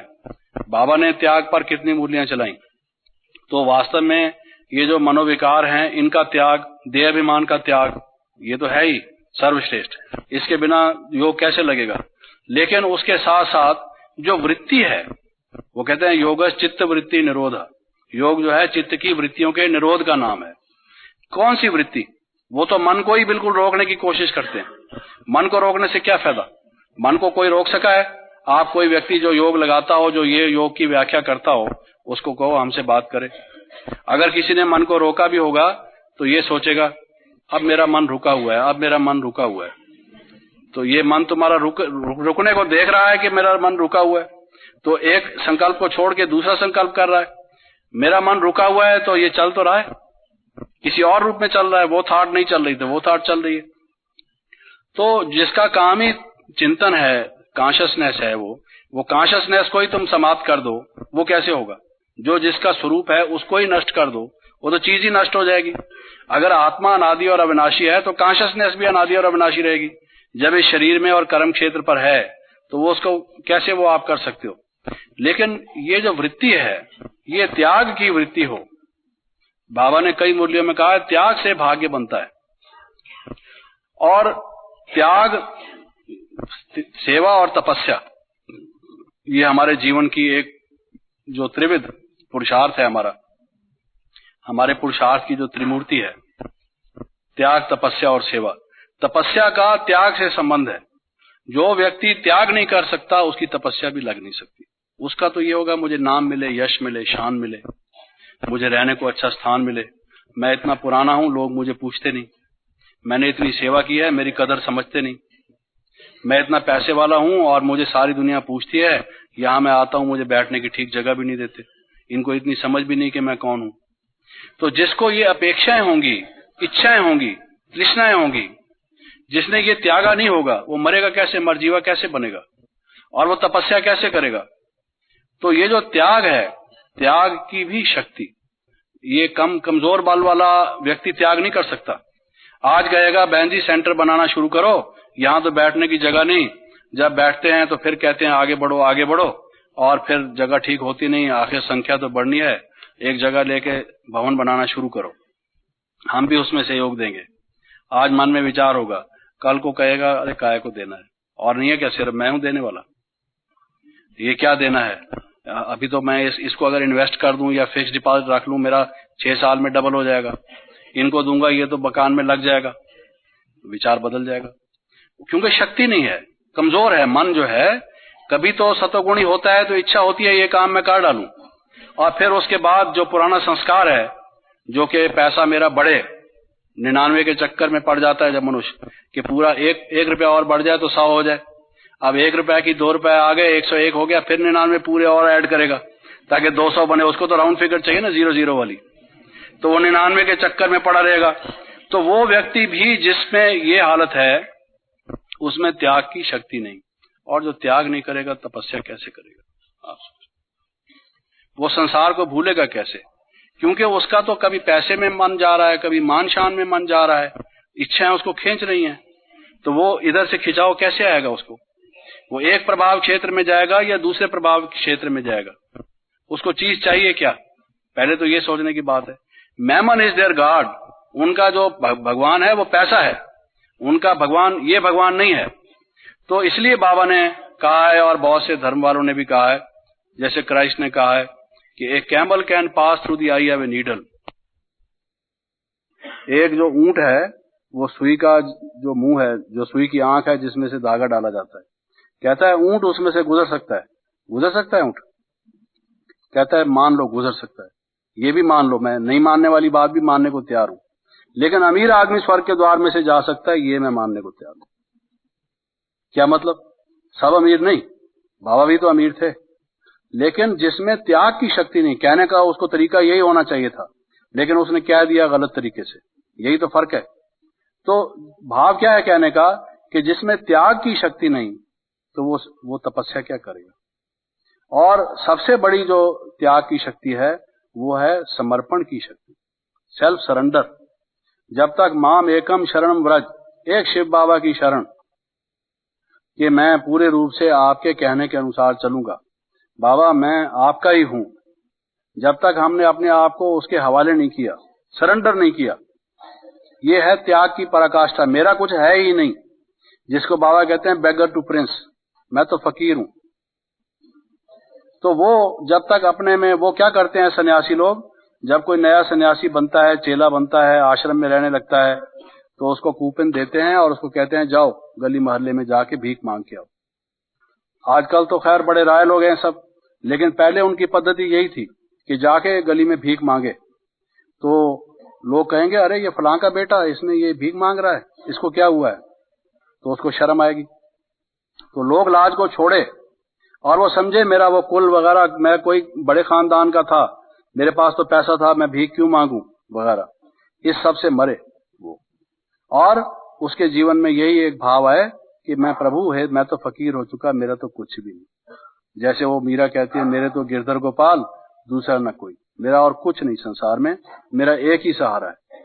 जब ये समझ लेगा तभी उसके जीवन में वो योग की जो पराकाष्ठा है वो पूरे रूप से आएगी। तो हमारे भी जीवन में जब तक ये समर्पण महत्ता की, जिसको हम डेडिकेटेड कह देते हैं, डेडिकेटेड का मतलब ये नहीं है कि सब सुविधाएं और सब साधन और सब प्रकार के जो चीजें हैं वो हमें प्राप्त हों और फिर हम कहलाएं कि डेडिकेटेड।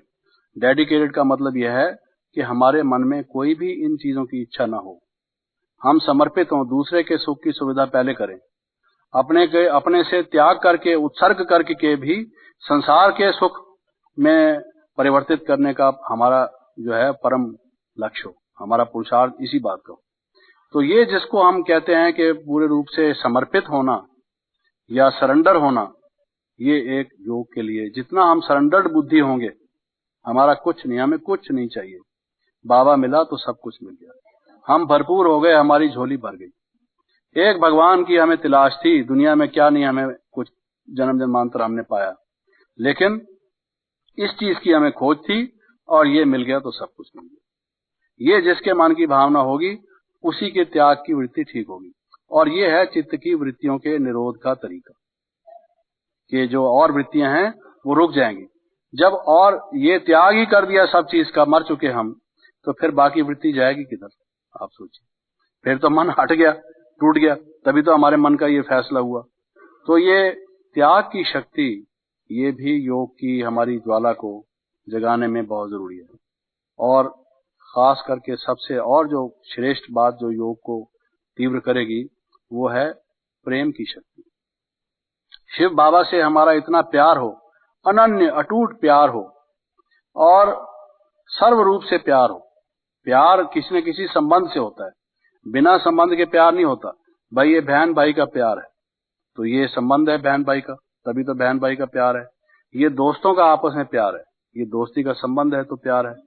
ये पिता पुत्र का प्यार है। तो प्यार की जितनी भी वैरायटी है वो किसी संबंध से जुटी हुई है, बिना संबंध के प्यार नहीं होता। और अगर हमारा शिव बाबा से पूरा प्यार होना है तो माता पिता सखा स्वामी सब हमारा वो एक ही है। आत्मा के संबंध सारे हमारे उसी से जुटे हुए हैं, वही हमारे दिल का दिलबर है। ये जब तक हमारे में भावना नहीं होगी, अगर मैं किसी का साजन बना हुआ हूं, कोई मेरी सजनी बनी हुई है तो लग चुका योग। फिर योग को एक तरफ रख के वही अपना हीर रांझे की किस्सा पूरा करके आओ, फिर आना, देन यू कम। पहले पहले जब तक हमारे मन में ये भावना ना हो कि मैं तो सर्व रूप से सर्व संबंधों से शिव बाबा ही का हूं, एक बाबा दूसरा ना कोई, वही मेरा साजन भी है, वही मेरी सजनी भी है, वो मेरा पिता भी है, माता भी है, सखा भी है, स्वामी भी है, मेरे सब संबंध उससे हैं।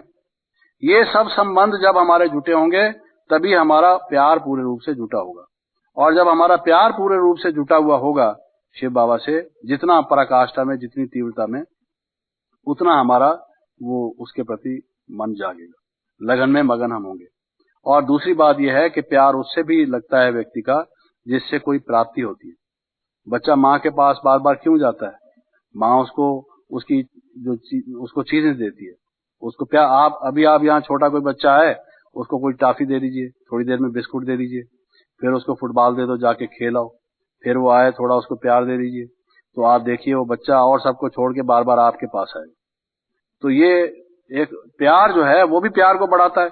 जिससे कोई चीज प्राप्त होती है उसके प्रति भी प्यार जाता है। एक तो प्यार संबंध से होता है स्वाभाविक रूप से, दूसरा जो प्यार है वो प्राप्ति से होता है जुटा हुआ। तो शिव बाबा से हमें क्या प्राप्ति हो रही है, जब वो आपको ख्याल में आएगा, पूरा आपको याद में, कि क्या नहीं उसने दिया और क्या कुछ उसने हमें दिया। ये दो बातें बाबा कई दफा कहते थे कि लिस्ट बनाओ। एक तरफ वो लिस्ट बनाओ कि हमें बाबा क्या क्या दे रहा है, और दूसरी तरफ ये बनाओ कि माया ने हमें कितना दुखी किया हुआ है, उन सब से बाबा हमें छुड़ा रहा है। तो कितनी बड़ी प्राप्ति होगी, तो कितना उससे प्यार हमारा होना चाहिए। आप सोचिए, एक व्यक्ति कोई डूब रहा हो और दूसरा व्यक्ति अपने जीवन को जोखिम में लगा के और कूद पड़े किसी बात का ख्याल न करते हुए और उसको बाहर निकाल आए, तो वो व्यक्ति हर एक से यही कहेगा कि जी आज जो मैं जिंदा हूं, मेरा ये जो जीवन है ये इस व्यक्ति के कारण है, कि मैं तो गया था, बह चला था, लेकिन इस व्यक्ति ने मुझे बचाया। तो उस व्यक्ति के प्रति उसके मन में कृतज्ञता का भाव होगा। वो उसका जानने वाला नहीं, वो भी नदी में नहाने गया हुआ है, वो भी नहाने गया हुआ है, लेकिन अब प्यार जुड़ गया, संबंध भी जुड़ गया। कैसे प्यार और संबंध जुड़ गया? क्योंकि वो डूबते को बचाया। और ये कोई कम बात नहीं, जीवन की रक्षा की। जीवन की रक्षा तो एक बहुत बड़ी बात है। तो जो ये विकारों में हमारा जीवन डूब रहा था, इस दलदल में जो हम धंसते जा रहे थे, हमको तो पता भी नहीं था लक्ष्य क्या है, आए कहां से, जाना कहां है, हम हैं कौन। हम तो ऐसे डूबे पड़े थे, यहां तक हमारे आ चुका था, बस इतने ही बाकी थे, सिर्फ आंखें बाहर थी, ज्यादा ज्यादा होंठ बाहर थे। क्योंकि मुझे इस चीज का अनुभव है। मैं जब बीएड का रिफ्रेशर कोर्स कर रहा था दिल्ली में, तो मेरा ये अभ्यास था कि मैं 2-2:30 बजे अपना, शुरू से बचपन में से भक्ति मार्ग का अभ्यास था, तो मैं बाहर निकल जाता था और कहीं ना कहीं बैठ के अपना भक्ति करता था, या घर में भी करता था। तो वो जो हमारा हॉस्टल था वो एक नहर के किनारे के नजदीक था। तो कोई 3-3:15 बजे होंगे, मैंने लोटा लिया और मैं चल पड़ा वहां नदी के नहर के किनारे किनारे। तो अंधेरा जैसा था, अभी नया नया मैं उस हॉस्टल में गया था, एक ही दिन देखा था कि भाई ये रास्ता है, मैं वहां चल पड़ा। तो मुझे मालूम नहीं था, कुछ आगे गया तो थोड़ा जो रास्ता अंधेरे में पूरा ना दिखाई देने से थोड़ा इधर हट गया तो कोई दलदल थी। दलदल का नाम सुना था लेकिन दलदल का अनुभव तो था नहीं। तो मैं उस दलदल में फंस गया। तो उससे कैसे निकलना चाहिए वो भी कोई विधि आती नहीं थी। तो जैसे जैसे मैं कोशिश करूं बाहर निकलने की, उतना और धंसता जाऊं, यहां तक आ गया। वो लोटा भी बीच में, मैं भी बीच में, दोनों ही गए। और गया था भक्ति करने, भगवान से मिलने के लिए। मैंने कहा आज तो भगवान मिला ही पड़ा है हमें।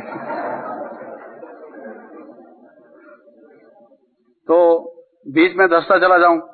ऊपर मुंह करके देखा, शिव बाबा का अभी परिचय नहीं था, लेकिन लगा भगवान मुझे देख रहा है कि आज मेरा बेटा गया ही है, ऐसा मुझे लगता था। और वही एक बचाने वाला, वो जो गज को ग्राह कहते हैं, पकड़ा और उसने उसको सोचा, वही मेरे को याद आया कि अब तो सिवाय, क्योंकि अंधेरा था, सब सोए पड़े थे, इतना जल्दी तो कोई उठ के आया नहीं था। हॉस्टल वाले स्टूडेंट्स तो आपको मालूम है देर से उठते हैं, सब सोए पड़े थे आलस में। तो अकेला ही था मैं, एक मैं और दूसरा वो, तीसरा ना कोई, वही स्थिति थी मेरी। जो हम कहते हैं ना योग में हमारी ऐसी स्थिति हो, एक मैं, दूसरा शिव बाबा, तीसरा ना कोई, तो वो मेरी वही स्थिति थी। तो मैं तो गया ही था। तो उसमें क्या हुआ अचानक से कि कुछ समझ में नहीं आया, ये सोच लिया कि बस अब ये अंतिम श्वास है।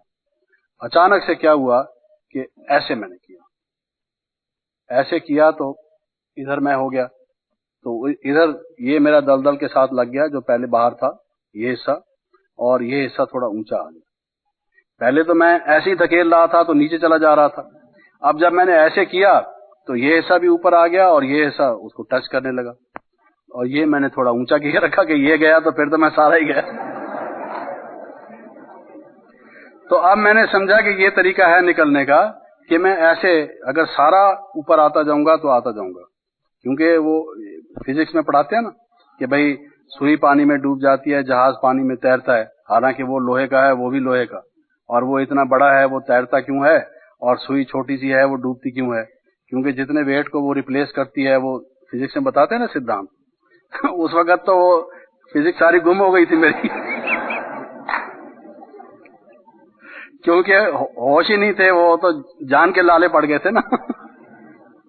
ये तो अचानक से आप लोगों से मिलना होगा, बचना होगा, तो समझो कि ऐसे कोई ख्याल आया और उस तरफ मेरे पांव ऊपर हो गए। तो धीरे धीरे इस तरह से मैं हाथों को बाहर निकाला, ऐसे करता गया। तो बाई चांस वो हाथ, मैंने अभी तो दलदल की तरफ आया ही था, सूखा जगह भी नजदीक थी, हाथ तो कुदरती मेरे लंबे ही हैं थोड़े से, तो जब हाथ उधर किए वो सूखी जगह थी, वहां तक पहुंचा, तो उसको वहां से जोर दे के धीरे धीरे इंच बाई इंच बाहर निकला। बाहर निकला, चप्पल तो अंदर ही रह गया था, लोटा भी अंदर ही रह गया था। और मैं सारा लथपथ हुआ सिर्फ यहाँ तक, बाकी तो सारा मेरा लथपथ हुआ था।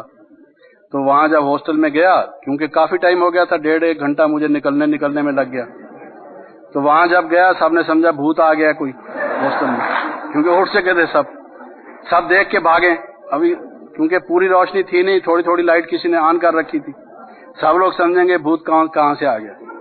हाँ जी, ये तो बाद में लोगों को मालूम पड़ा। खैर, कहने का भाव ये है कि वो जो दलदल में डूब रहा हो, जीवन के जिसके लाले पड़े हों, वो मुझे तो किसने निकाला, मैं तो यही समझता हूँ कि बाबा ने ही मेरी मदद की। तो जब हमको ये मालूम हो कि काम, क्रोध, लोभ, मोह, अहंकार, इन सब की दलदल में हम डूब रहे थे, और शिव बाबा ने, प्यारे शिव बाबा ने आके हमें निकाला, ये कोई कम बात है।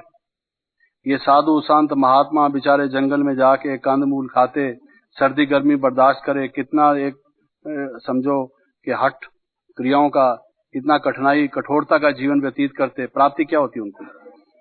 तो हे बाबा, हमारे मन की गहराई से निकले, प्यारे बाबा, मीठे बाबा, सिक्की लदे बाबा, लाडले बाबा। बाबा कहता है लाडले बच्चे, हालांकि बाबा को कोई लाडले नहीं कहता, मैं तो ये भी कह देता हूँ लाडले बाबा। तो इतने प्यारे बाबा ने हमें दलदल से निकाला, जन्म जन्मांतर के लिए हमें संरक्षण दिया, रक्षा दी, और हमारा बेड़ा पार करने की जिम्मेवारी ली। और कितने प्यार से, कितने मिठास से बाबा कहते हैं, बच्चे मैं आपको अपनी पलकों पर बिठा के ले चलूंगा, बच्चे कंधे पर बिठा के ले चलूंगा, आपको दिल तख्त नशीन करके ले चलूंगा, सिर्फ मेरा एक कहना मानो, मैं आपका जन्म जन्मांतर की जिम्मेवारी लेता हूँ। तो इतना प्यार करेगा कौन, ये इससे बड़ी बात और क्या हो सकती है। तो हमारे तो एक रोंगटे खड़े हो जाने चाहिए कि ऐसा बाप हमें मिला, ना हमारे मन में था, ना हमारे चित्त में था, हम में से किसी ने सोचा भी नहीं था। तो इतनी बड़ी जबरदस्त उसने हमारे ऊपर कृपा की, इतने हमें वरदान दिए, अपना बनाया, हम पतितों को, अजामिल जैसों को, गणका जैसों को, ऐसे पतितों को जिनकी कथाएं भरी पड़ी हैं, हम में से हर एक जन्म जन्मांतर कितना दूषित हो चुके थे हम। हमारे जैसे गंदे को, कोई गंदा हो तो उसको हाथ कोई नहीं लगाता, कहते हैं नहलाना पड़ेगा, ये खराब है। जैसे दादी जी कह रही थी लैट्रिन में से हुआ है तो फिर नहाना चाहिए, लेकिन वो तो हुई बाहर की खराबी, अंदर की खराबी हमारी कितनी थी आप सोचिए। काम की, क्रोध की, इतनी सड़ांध, इतनी बदबू, इससे ज्यादा और गिरावट क्या होगी जीवन में। हर कोई अपने जीवन में सोच के देखे, हम में सारे भरे तो यही पड़े थे और था ही क्या। ये सब कचरा जो एक कूड़ेदान में भरा पड़ा हो, वही हिसाब था हमारा। तो ऐसों को कोई आके अपनाए और शुद्ध पवित्र बनाए, ये कमाल है। फिर भी अगर हम उसके हाथ में हाथ देकर ना चलें और उसके प्रति हमारा प्यार ना हो, तो बाकी फिर हमारा क्या रहा, आप ही सोचिए, बाकी पुरुषार्थ क्या रहा। तो ये अगर हमारे जीवन में स्थायी भाव बन जाए, बाबा तेरा शुक्रिया, आपने हमें दलदल से निकाला, बाबा क्या कमाल कर दिया। जो गीत बना हुआ ना, बिल्कुल हमारा मन नाच उठे कि बाबा सचमुच हम सौभाग्यशाली हैं, आपकी कितनी कृपा वृष्टि हम पर हुई। हम भूल ही नहीं सकते। याद करने के पुरुषार्थ की बात तो छोड़ो, ये भूलने की बात ही नहीं, भूल कैसे सकते हैं। आप तो हमारे जीवन में ऐसा प्रवेश कर गए, ऐसा आपने हमें अपना बना दिया कि भूलने का सवाल कहां पैदा होता है। एक रूप में या दूसरे रूप में या तीसरे रूप में हम आपके हैं, बच्चे हैं आपके, आप हमारे टीचर हैं, सदगुरु हैं, कितने हमारे आपके साथ संबंध हैं। तो इस कर्तव्य क्षेत्र पर हम दोनों अब साथ मिलकर नई सृष्टि की रचना का कार्य कर रहे हैं। अब आपको हम कैसे भूल सकते हैं। तो ये जो हमारे मन की भावना है, ये जब पूरे रूप से स्थिर हो, तभी हमारे योग की वो जो पराकाष्ठा है वो बढ़ती चली जाएगी। इसलिए जो त्याग शक्ति के अतिरिक्त या समर्पणमयता की शक्ति के अतिरिक्त जो प्रेम है, ये उस योग की अग्नि को प्रज्वलित करने वाली है। ये एक प्रकार से ऑक्सीजन है, जो कि जैसे आग को भड़काने के लिए हम फिजिक्स में पढ़ते हैं भाई, कई गैसेस जो हैं वो सपोर्टर ऑफ कंबस्टन है, वो अग्नि को प्रज्वलित करते हैं, दीप्यमान करते हैं। ऐसे ही समझो कि जो हमारा प्रेम है, ये जितना प्रेम हमारा शिव बाबा से जुटा होगा, उतना हमारा योग परिपक्व होगा, स्थायी होगा, निरंतर होगा और डीप होगा। ये हमें ख्याल रखना चाहिए। इसके अतिरिक्त सहन शक्ति उस बाप के सदके, जिसको कहा जाता है कि धर्म के धक्के खाने पड़ेंगे। कई परिस्थितियां हमारे सामने आएंगी ये योग हमारा तोड़ने के लिए। ये सब बातें हमारे जीवन में होंगी जो मैंने बताई, लेकिन उसके बावजूद भी वो तोड़ देंगे हमारे योग को अगर हम में सहन शक्ति नहीं होगी। कोई व्यक्ति, चाहे हमारे इस दैवी परिवार में से क्यों ना हो या बाहर का क्यों ना हो, हमें इतना परेशान कर देगा कि हम कहेंगे अब मेरे से सहन नहीं होता, इसने क्या समझ रखा है, मैं इसको सीधा करूंगा। वो क्रोध आ जाएगा, घृणा आ जाएगी, द्वेष आ जाएगा, वो प्रेम समाप्त हो जाएगा, बाबा की याद हट जाएगी, आत्मा भूल जाएगी, शरीर में आ जाएंगे, ये सारा कुछ आ जाएगा। क्यों? अगर सहन शक्ति नहीं होगी। तो ये सहन शक्ति से ये स्थिर रहेंगी, जो मैंने पहली बातें आपको बताई हैं, ये स्थिर रहेंगी अगर हमें सहन शक्ति होगी। इसलिए हमेशा ये भी अपने जीवन में लक्ष्य रखो कि हम जो योगी जीवन है उसमें ये सहन शक्ति ये एक बहुत जरूरी है। बहुत कठिनाइयां आएंगी। जो आज आपसे प्यार करते हैं, जो आज आपको बैठते हैं, बात करते हैं, आपका पूछते हैं इत्यादि, कल वो भी आपकी तरफ अटेंशन नहीं देंगे, या वो भी जो आपके ऊपर कोई दोष लगाएगा उसके साथ शामिल हो जाएंगे। कैसा हो सकता है? तो आपको लगेगा कि ये पहले तो हमने समझा था ये दैवी परिवार है, ये हमसे प्रेम करते हैं, अरे अब ये भी हमारे साथ ऐसा करते हैं। मन टूटेगा, तो मन टूटेगा, सहन नहीं हो सकेगा तो योग टूट जाएगा। यहाँ तक कि कई लोग संस्था को भी, ईश्वरीय विश्वविद्यालय को भी छोड़ के चले गए, ये भी हमने देखा। तो ये सहन शक्ति जो है ये एक बहुत बड़ी शक्ति है जो हमारी योग को रोके रखेगी।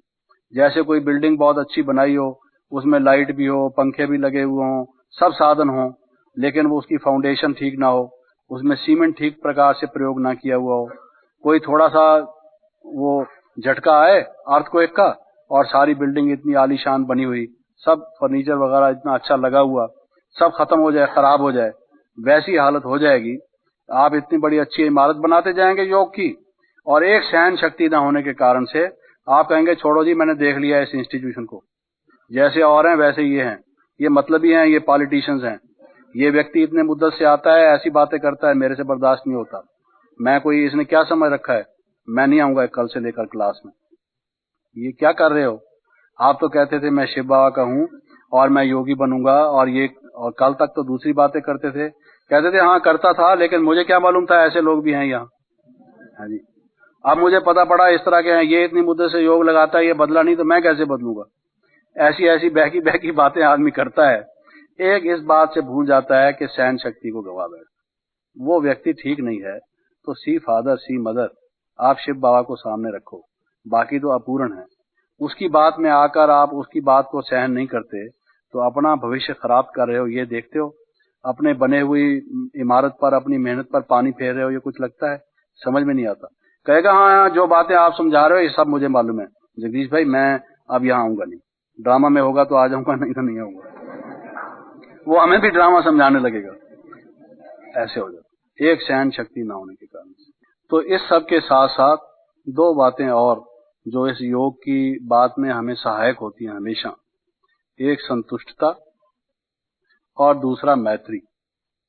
एक तो हम संतुष्ट रहें, परीक्षा आएंगी, कई चीजों से हमको वंचित किया जाएगा, जो चीजें हमें चाहिए, जो हमारी एक्सपेक्टेशंस होंगी कई दफा पूरी नहीं होंगी।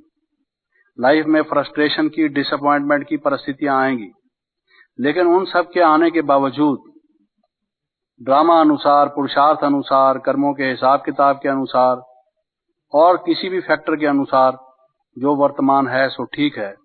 ये कोई ना कोई बिना कारण के कोई ऐसी चीज नहीं होती।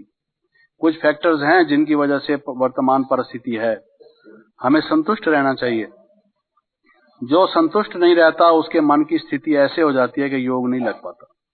वो योग में बैठेगा, प्यार जगाने की कोशिश करेगा और संकल्प भी तीव्र करने की कोशिश करेगा, विवेक भी जागृत करेगा, शिव बाबा के साथ संबंध भी जोड़ने की कोशिश करेगा, लेकिन कईयों के व्यवहार से संतुष्ट नहीं, अपने पुरुषार्थ से संतुष्ट नहीं, वर्तमान परिस्थिति से संतुष्ट नहीं, किसी न किसी बात से असंतुष्ट होने के कारण उसके मन की भूमिका ऐसी है कि योग लग ही नहीं रहा। कोशिश कर रहा है लेकिन लगता ही नहीं। गीत बज रहे हैं, सब लोग बैठे हुए हैं, भट्टी हो रही है, उसका टाइम वेस्ट आ रहा है। उसकी वजह क्या है? असंतुष्ट। चाहे अपने से असंतुष्ट, मुझे 3 साल आते हुए हो गए लेकिन अभी मेरा क्रोध तो गया ही नहीं, पता नहीं मैं देवता बनूंगा या नहीं बनूंगा। हाँ जी, अपने में स्वयं निश्चय की बजाय संशय करना, या किसी न किसी और बात से, बहन जी हमारे क्लास की टीचर औरों को तो पूछती हैं, हमें तो पूछती भी नहीं। इतनी मेहनत हमसे करा ली और जब नाश्ते का टाइम आया सबको नाश्ता करा दिया और हमको कहती हैं खत्म हो गया है, अब नाश्ता है नहीं। अच्छा खत्म हो गया तो हमें दूसरी कोई चीज दे दो, हमें ऐसे ही चला दिया। इनका हमारे से स्नेह नहीं। जब बड़ों की हमारे ऊपर दृष्टि ऐसी है तो हम आगे बढ़ ही नहीं सकते। छोड़ो जी छोड़ो, क्या आना है इस सेंटर में। अब वो योग में बैठा हुआ यही उधेड़ बुन कर रहा है, बजाय शिव बाबा को सोचे। वो क्लास के टीचर को और जिज्ञासु भी, उसके क्लास के स्टूडेंट भी सामने आ रहे हैं और वो सबको वो जो खिलाया जा रहा है हलवा और वो क्या क्या चीज वो भी सामने आ रही है। कहाँ जाना था उसको परम धाम में, सोचना था मैं आत्मा हूँ, और याद आ रहा है रल्ला राम और भैया राम और हलवा और ये सब चीजें। क्या योग लगेगा? कारण क्या है कि असंतुष्ट है मन, उसका जो है उखड़ गया है, जम नहीं रहा योग। उखड़ क्यों गया है? ये असंतुष्टता ने उसका मन उखाड़ दिया। तो ये जो संतुष्टता है, कैसी भी परिस्थिति हो, ठीक है, हमारे जीवन में कई बातें हम ऐसी नोट करते हैं जो हम समझते हैं ठीक नहीं है, इनको ठीक करने की जरूरत है, वो भी हमें कहनी चाहिए जो हम नोट करते हैं, लेकिन उसकी मर्यादा पूर्वक, दिव्यता पूर्वक।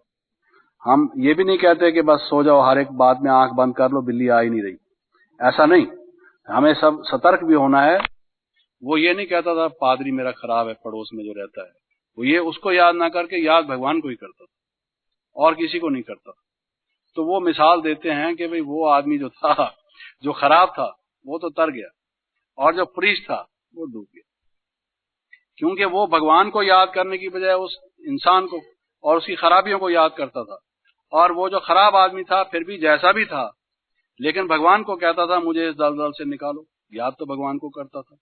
फिर भी भगवान ने उससे प्यार किया कि बेचारा मुझे याद करता है। दोनों में से कौन अच्छा हुआ?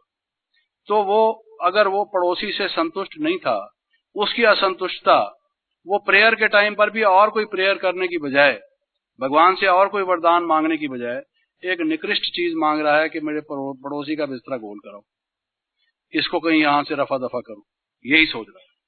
तो वो जो असंतुष्टता है वो हमारे भूमिका जो है योग की, धरनी जो है, उसको कलराठी बना देता है, जैसे कोई चीज उगे ना किसी में।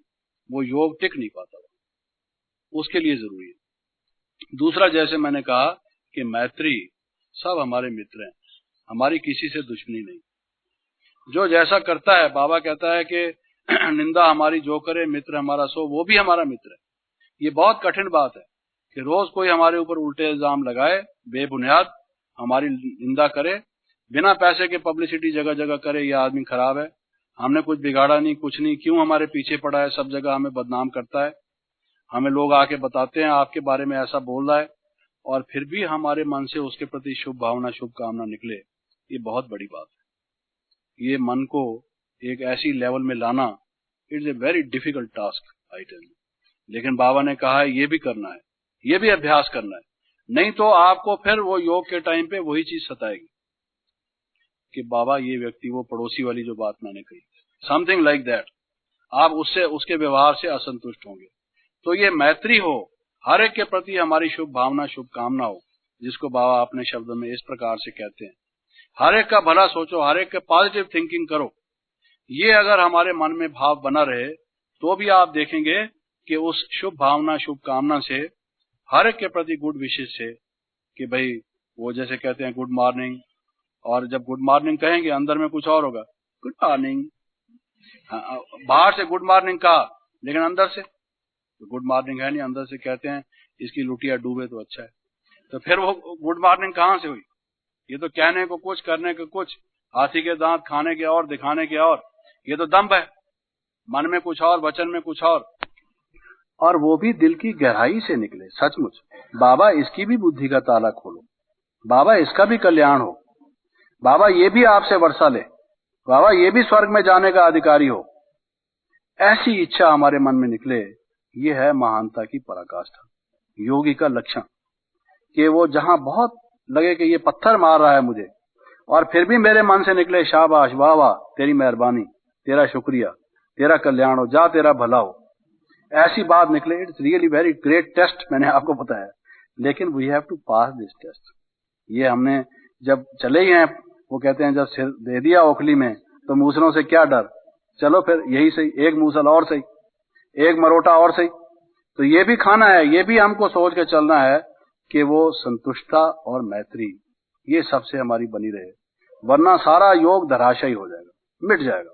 आप कितनी कोशिश करते रहो, संकल्प भी तीव्र हो, विवेक भी जागृत हो, वगैरह वगैरह, सबके ऊपर एक पर्दा पड़ जाएगा, भूल जाएगा, सब उड़ जाएगा ज्ञान काफूर की तरह से, जब ये चीजें नहीं होंगी। ये दूसरी सभी बातें अन्योन्य आश्रित हैं, एक दूसरे से कनेक्टेड हैं, दे मेक वन होल, सब मिलाकर ये योग बनता है।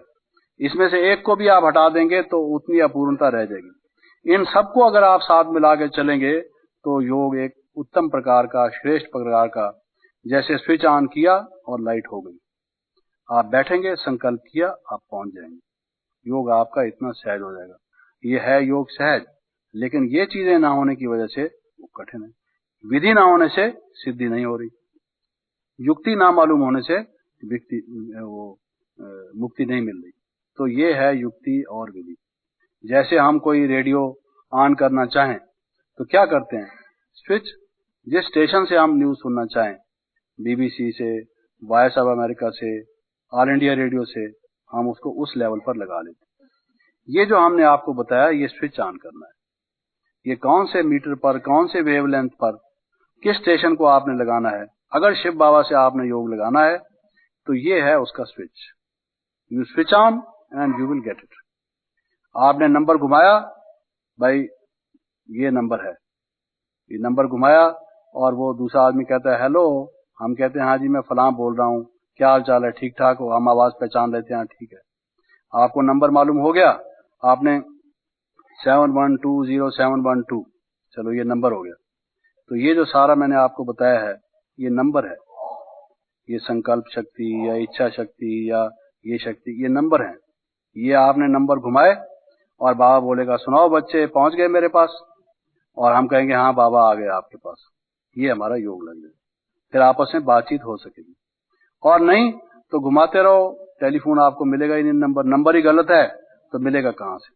आप कितना भी कोशिश कर दो, गुस्सा आएगा टेलीफोन पर, कई लोग टेलीफोन ही पटक देते हैं फिर खुद ही बुलाते हैं कि हमारा टेलीफोन टूट गया, उसको ठीक कर दो। तोड़ते खुद ही हैं गुस्से से। तो योग नहीं लगता, योग नहीं लगता। योग लगेगा कैसे? योग लगाने का नंबर चाहिए, टेलीफोन का नंबर चाहिए आपकी डायरेक्टरी में। तो ये नंबर आपको मिल गया। अब नंबर रिंग करके देखना, कल आप भी यहाँ हैं, मैं भी यहाँ हूँ, फिर आप कहना कि नंबर आपको मिला कि नहीं मिला। ठीक है? अब समय भी हो गया, याद में बैठेंगे, समाप्त करेंगे। ओम शांति।